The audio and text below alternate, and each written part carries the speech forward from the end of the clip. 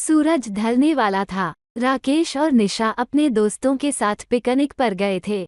यह उनकी आदत थी कि हर साल एक नई जगह पर जाते थे।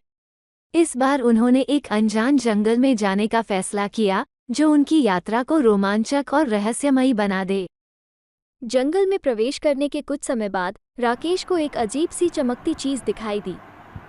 यह क्या हो सकता है, उसने सोचा। वो निशा और दोस्तों को दिखाने के लिए बुलाया।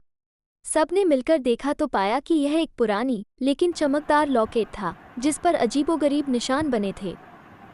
लॉकेट को ध्यान से देखने पर वे समझे कि उस पर बने निशान एक नक्शे का हिस्सा हो सकते हैं। यह नक्शा कहाँ का हो सकता है, निशा ने कहा। बिना समय गवाए उन्होंने उस नक्शे का अनुसरण करने का निर्णय लिया। नक्शे के संकेतों को समझते हुए वे एक गुप्त रास्ते पर आगे बढ़े। रास्ते में चलते हुए वे एक विशाल और खतरनाक नदी के पास पहुंचे। वहां कोई पुल नहीं था। हम इसे कैसे पार करेंगे, राकेश ने पूछा। तभी निशा ने देखा कि पास में एक पुरानी नाव थी।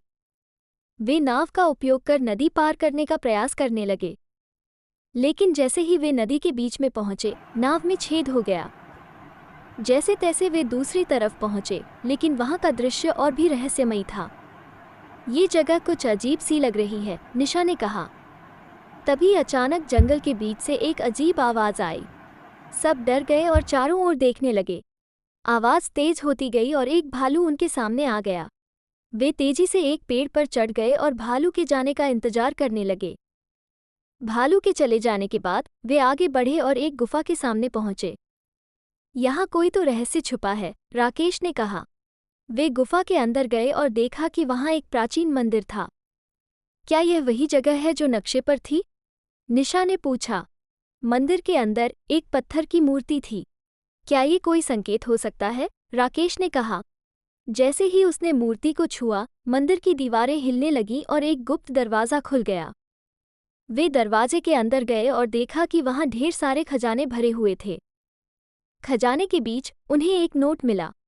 उसमें लिखा था, जो भी इस खजाने को पाता है, उसे ईमानदारी और साहस का परिचय देना होगा। ये खजाना तुम्हारा है, लेकिन इसे अच्छे कार्यों के लिए इस्तेमाल करना होगा।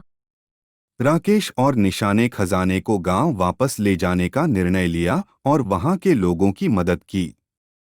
इस रोमांचक और रहस्यमयी यात्रा ने उन्हें सिखाया कि साहस और ईमानदारी हमेशा फल देती है।